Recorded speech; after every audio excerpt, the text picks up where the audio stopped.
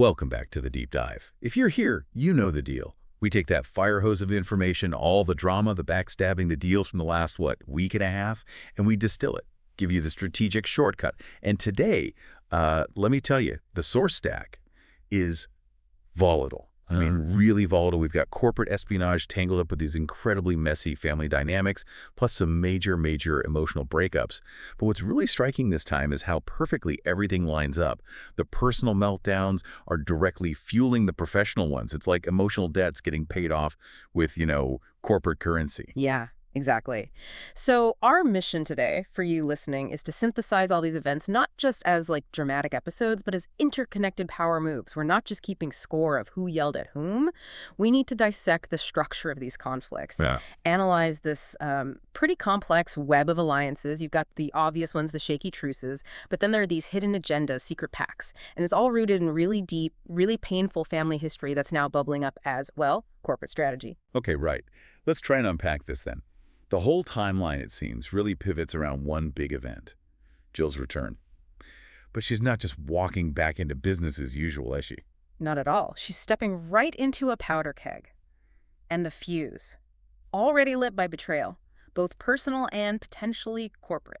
So where do we start? With the emotional kindling, maybe? Yeah. The big explosion that really sets all the corporate pieces in motion. Yeah, let's do that. Because really, this entire Ching reaction, the Victor Jack alliance, Michael playing double agent, it feels like it all traces back to that huge fight between Kyle and Claire. That was October 1st. It absolutely does. It's almost a textbook example, isn't it? An ex trying to maintain control, but masking it as concern. Right. So Kyle starts off trying to warn Claire. He's playing the protective ex, I know this world, I know this guy Holden, he's a playboy, you need to steer clear. From his point of view, maybe he thinks he's doing her a favor. Maybe. Yeah. But the subtext is just dripping, isn't it? He's trying to keep his fingers in her life, influence her decisions, especially about her traveling, about seeing other people. Okay, but hang on.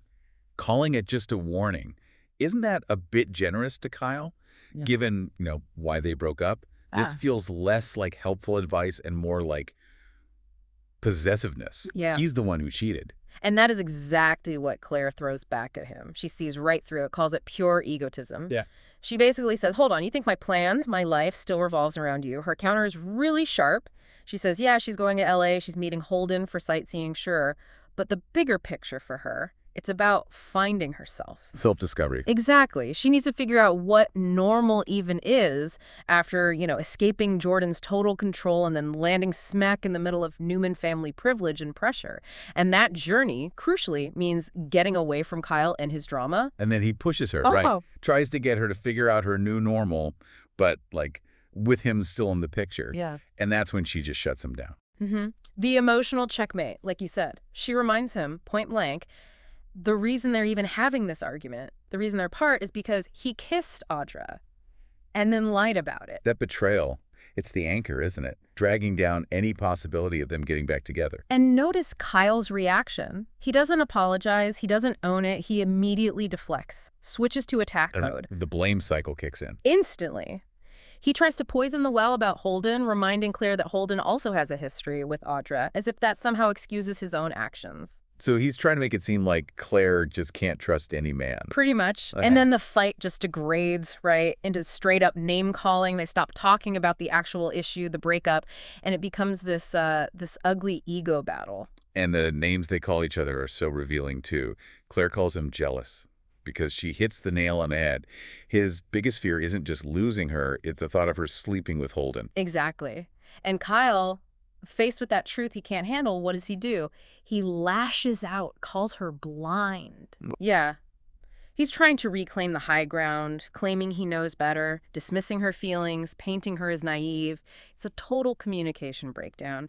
The original sin, his infidelity, just gets buried under all this other stuff. And the fallout is just brutal for Claire. She tells him straight up, you did so much damage with your words. You see the immediate impact. And the detail later, her crying alone at the coffee shop, that's important.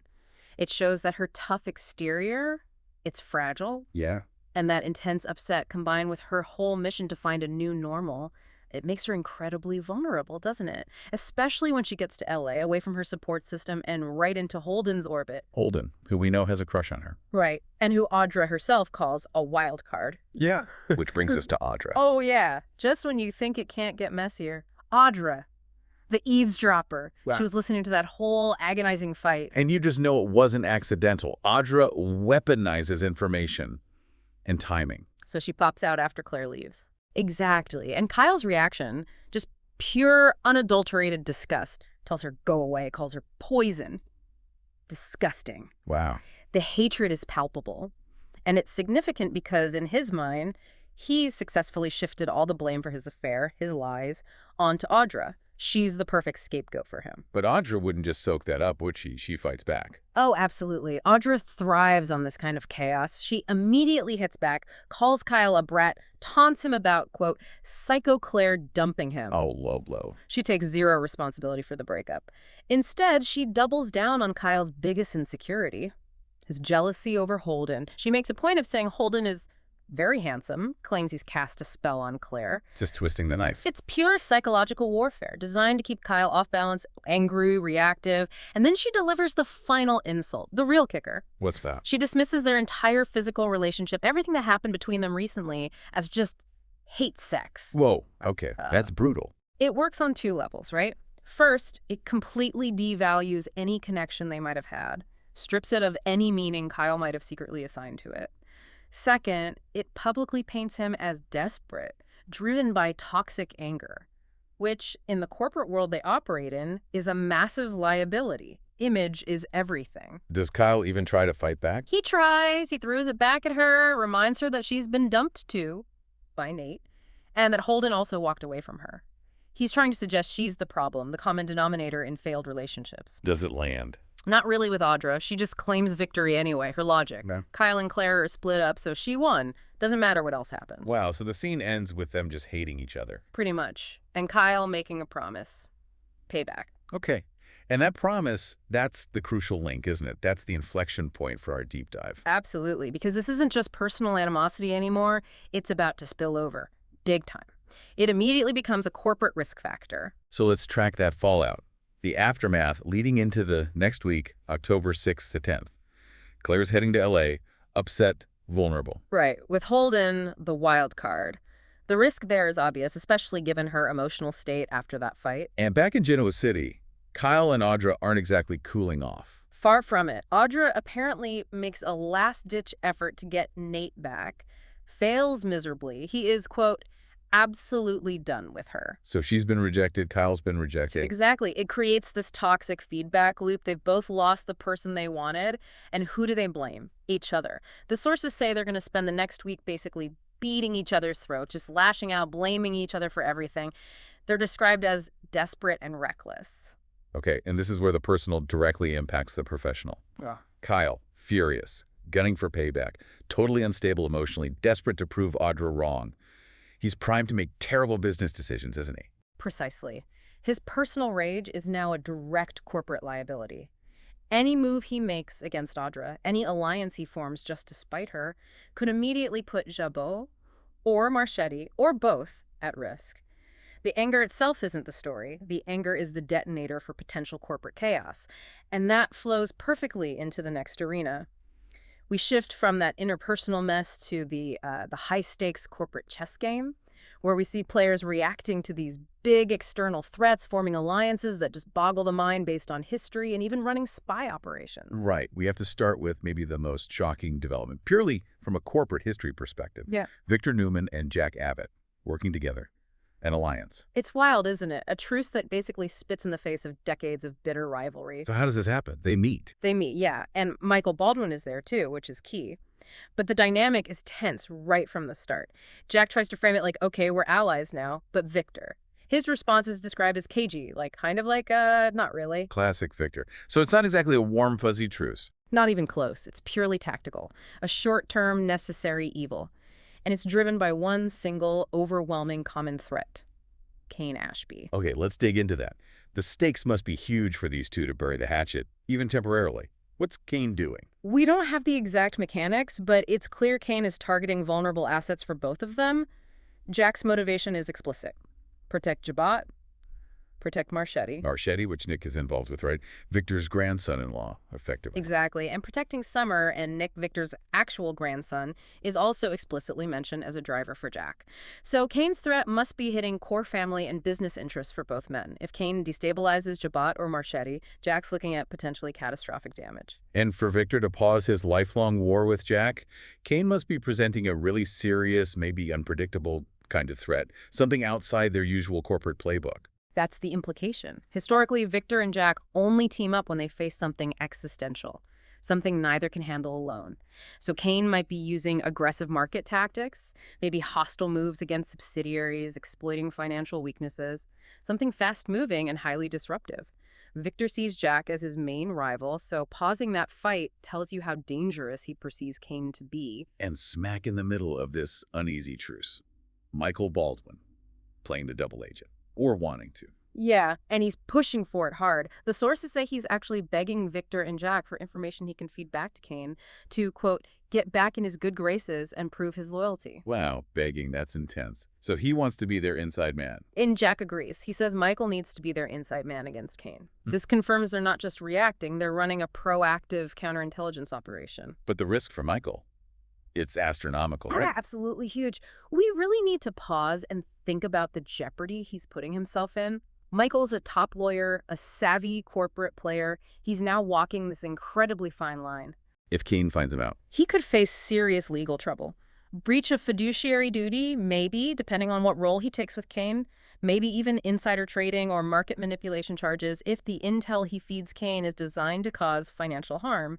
He's risking his license, his career, potentially even prison time, and all while lying through his teeth to his wife, Lauren. Okay, this brings us back to Victor's motive. Right. We talked about putting this thought at the end, but maybe it belongs right here. Is this really just about Kane? Or is Victor using this crisis? I think that's the primary hypothesis we should be working with. Knowing Victor's history, yes, the Kane threat is likely real. But Victor never plays just one angle. He engineers situations. He makes people dependent on him. So by letting Michael be the double agent. He ensures Michael is completely compromised, utterly dependent on Victor and this truce holding. If the operation goes sideways, who takes the fall? Not Victor, not Jack. Michael does. So the whole thing could be a calculated move by Victor to pull Michael back into his orbit, make him dependent again, especially since Michael had tried to distance himself from Victor's darker methods before. It fits perfectly with Victor's MO, doesn't it? It smells less like a defensive alliance and more like Victor regaining control over a key piece on his chessboard. And Jill's arrival plays into this tactical game too. Definitely. The sources show Jack thinks Jill showing up can shut down Kane. Victor agrees her presence makes Kane vulnerable. This suggests Jill holds some kind of key, maybe familial authority over Kane, maybe control over Chancellor assets they need to leverage. But Victor being Victor, He doesn't commit fully, not yet. He wants to see how the Jill situation plays out first. Keeps his options open, maintains that distance. But later, we do get confirmation that Victor and Jack agree their plan is on track. So the alliance, however fragile, solidifies enough for them to move forward with the Michael operation. but while the men are playing spy games, the real critical thinking is happening elsewhere, right? With Yeah. Lauren and Nikki. Absolutely fascinating, isn't it? The wives are the ones piecing it together. Lauren is deeply suspicious about Michael. She goes straight to Nikki and asks, is Michael working with Kane but secretly for Victor? And Nikki. She hedges at first, claims she doesn't know Victor's plans, but she admits Lauren's theory is plausible. You can tell she suspects it too. But Lauren doesn't let it go. No, she's had enough. She calls Nikki out directly, says Nikki is enabling Victor, ignoring his dirty tricks, the same way Michael used to. Ooh, bringing up history. Yeah, she reminds Nikki that Michael quit working for Victor precisely because Victor wanted to destroy Jack back then. Lauren's point is clear. Michael's moral compass is easily swayed by Victor, and it's happening again. That must hit Nikki hard. It forces her hand. Nikki loves Victor, but she also values her friendship with Lauren, so she goes to confront Victor. How does that go? Predictably. Victor plays dumb about Michael working with Kane. Nikki asks him straight up, are you working with Michael? And Victor just dodges, evades, misdirects. Classic Victor deflection tactics. Does Nikki push him? She tries, calls him out for not answering. But the sources are clear. Ultimately, she doesn't press him. That's their dynamic, isn't it? It is. She loves him, accepts him no matter what, as she says. She prioritizes peace in their marriage over digging into the messy morality of his business dealings. So she leaves without a direct answer. But the evasion itself was the answer. Exactly. It was confirmation enough for Nikki.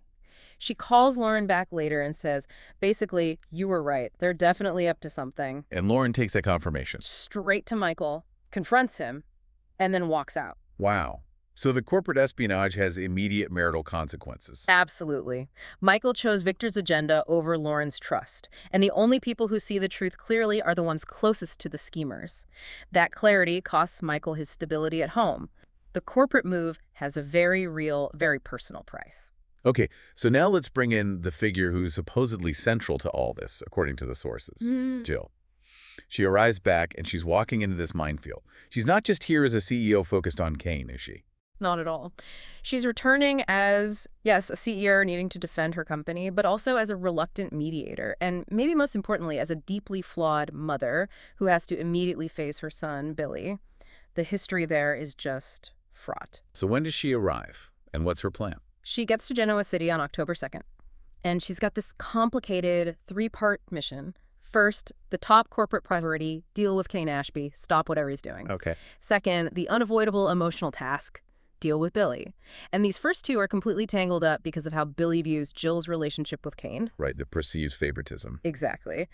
And third, she's also planning a business meeting with Sally Spectra about funding Abbott Com. Interesting. So the order seems to be corporate threat first, family drama second, new business venture third. That seems to be her strategic prioritization, but that strategy gets immediately tested. The very next day, October 3rd, she meets with Billy. And how does that go? The sources describe it as very upsetting.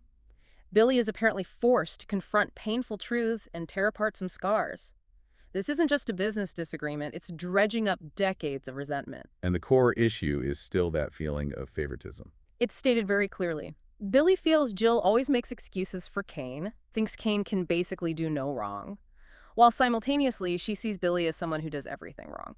That perception that a mother holds one son as the golden child and the other as the black sheep, that's the deep wound. It is. So when Jill comes back, supposedly to fight against Kane, Billy probably doesn't see it as corporate defense. He likely sees it as Jill just protecting her favored son's territory, maybe cleaning up his mess again. The scars, as the source says, are deep, and they open up immediately. Which leads us to the Sally angle. Jill and Fally might team up to help Billy by funding AbbotCom. That sounds complicated. Extremely complicated. On the surface, okay, maybe Jill sees it as a way to stabilize Billy's professional life, like a corporate olive branch trying to bridge that emotional gap. But will Billy see it that way? That's the huge question, isn't it? For you, the learner, think about the psychology here. When you have a deep emotional wound, like perceived parental favoritism, does throwing money at the problem actually help? Or does it make it worse? It could feel like she's trying to buy him off. Exactly. Billy doesn't necessarily need a check. He needs emotional validation. He needs acknowledgement of his feelings, of that history. Offering him funding for AbbotCom, especially via Sally, might feel less like genuine support and more like a transactional way to silence his resentment. Keep him busy, keep him quiet. So it's like she's trying to fix his external circumstances without addressing the internal damage. A classic parental move, maybe. It can definitely be a form of manipulation, yeah. Trying to manage the situation without actually doing the hard emotional work. But Jill's focus seems to remain primarily on the external threat, Kane. Right. The sources say the following week, October 6th to 10th, she tries to clean house. She pressures Kane to do what? To cut Phyllis loose. Get rid of her. Which fits her pattern, right? Didn't she make Billy fire Phyllis before? She did. From Chancellor. It shows her consistent judgment. Phyllis is toxic, bad for business, bad for her sons. But Kane isn't Billy. He won't just roll over, will he? Doesn't sound like it. The sources say Kane presents a significant obstacle. He won't get rid of Phyllis easily. Apparently Phyllis won't go away. Why not? And get this, it seems Phyllis has a crush on Kane. No, seriously. That's what the source implies, which adds this whole messy interpersonal layer to the corporate fight. Kane can probably use Phyllis's attachment, her presence, to complicate things for Jill, make her corporate maneuvers harder. So Jill's strategy is basically damage control. Try to patch things up with Billy somehow, while simultaneously trying to stop Kane from, as the Force puts it, targeting the whole town. That's the tightrope she's walking. Oh, Paul. But the central risk is huge. She's divided, trying to manage two incredibly volatile adult sons, one of whom, Cain, is a proven corporate manipulator. And the source explicitly warns That Jill herself may wind up manipulated by Cain. How will that happen? Well, if Cain sauces her emotional vulnerability about Billy, or maybe just her exhaustion from fighting on two fronts, he could absolutely turn her attempts at control back on her. He could make the powerful CEO an unwitting pawn in his own game. Okay, before we wrap up, we need to quickly connect a few other developments mentioned in the sources. These side plots actually reinforce the main conflicts we've been discussing. What do we got? First, this interesting point about shared hatred. Lily and Amy apparently have a moment where they realize they have something in common. Yeah, what is it? They both miss Damien, okay, but more importantly for our analysis, they both despise Cain. Huh. So Cain is making enemies all over town. It seems so. This hatred for him is becoming this weird, unifying force. It underscores just how widespread the damage he's causing, or perceived to be causing, really is. It also implicitly raises the stakes on that Victor-Jack alliance. They need to succeed because Cain is apparently becoming public enemy number one. Okay, what else? There was something about L.A. Right. A significant shift in who's in Genoa City. Nick and Sharon announced they're heading to L.A. for a few weeks. They tell Adam and Chelsea this at Newman Media. Why are they going? To help their son, Noah. He's launching a new club out there. And sidebar, for anyone casting the sources, mention the new Noah Newman actor, Lucas Adams, is about to debut. Got it. But the timing of Nick leaving, that seems important, doesn't it? Right when this Victor-Jack truce is happening. Very important. Because as Nick leaves, the sources suggest he might tell Adam about the truce. And Adam's reaction. Predictable Adam. He immediately worries about this so-called truce. Why worry? If Victor and Jack are working together, isn't that potentially good? Not if you're Adam. Adam understands Victor's power dynamics better than almost anyone. He knows that when Victor and Jack temporarily stop fighting each other, it usually means they're about to unleash some serious combined corporate force against a common enemy. And Adam worries about getting caught in the crossfire. Exactly. He knows that when the Titans clash, or even when they team up, smaller players like Newman Media, which he's running with Chelsea, often become collateral damage. His worry tells you that even people outside the direct Cain conflict see this truce as a massive, potentially dangerous shift in the power landscape. Okay, so let's try to pull this all together. If we compress this week-and-a-half timeline, Yeah. what's the big picture? The big picture is a system under maximum stress. You've got Cain's corporate sabotage forcing these lifelong enemies, Victor and Jack, into a shaky alliance. You've got raw emotional instability like Kyle's, driving promises of revenge that could have huge corporate consequences. Right. And then you have the matriarch, Jill, returning to perform damage control. But she's trying to manage one son she fundamentally distrusts, Billy, while stopping another predatory son, Cain. And Billy doesn't trust her judgment at all. It's a mess. So the key takeaway for you, the learner, listening to this. It's that the personal and the professional here are absolutely, completely intertwined. You just cannot separate them. You can't analyze the threat to Jabbar without understanding Kyle's broken heart and rage fueling his potential decisions. Yeah. You can't look at Jill's corporate strategy against Cain without acknowledging the decades of pain and resentment between her and Billy, which actively undermine any chance they have of presenting a united front. The corporate chess game is just the surface manifestation of these deep, unresolved family traumas and personal betrayals. So Jill came back hoping to heal wounds, do damage control. But she's walking this tightrope. She risks manipulating Billy further with the Abbott-Com funding, maybe making him even more resentful. Or she risks being manipulated by Cain because her attention, her emotional energy is so divided. So the big question remains. In this world, built on power, on emotional debt, these deep grudges, can damage control like Jill's actually work? Or is it just, setting the stage for the next crisis, the next collapse, maybe even bigger? That's exactly the question. Okay, before we go, here's that final provocative thought for you to chew on. We talked about Jill being potentially manipulated by Cain. But let's flip it. Consider Jill's pattern. The sources highlight it. She insisted Billy fire Phyllis from Chancellor. Now, she wants Cain to cut Phyllis loose too. Think about this pattern of Jill trying to control her adult son's personal relationships, not just their business choices. Does this pattern itself guarantee she'll fail? Is her biggest vulnerability not actually Cain's aggression, but her own seeming inability to let go, to see her grown sons as independent adults who make their own choices, good or bad? How much does that maternal need to control, even if she calls it helping, outwardly undercut her authority as a CEO trying to stabilize a company? That's a really interesting angle to consider, her management style bleeding into family Oh, dynamics. yeah. Something to think about. All right. That is all the time we have for this deep dive. Thanks for joining us as we tried to make sense of this incredibly volatile, interconnected stack of sources. We will be back next time, diving deep into another complex situation to give you the strategic edge.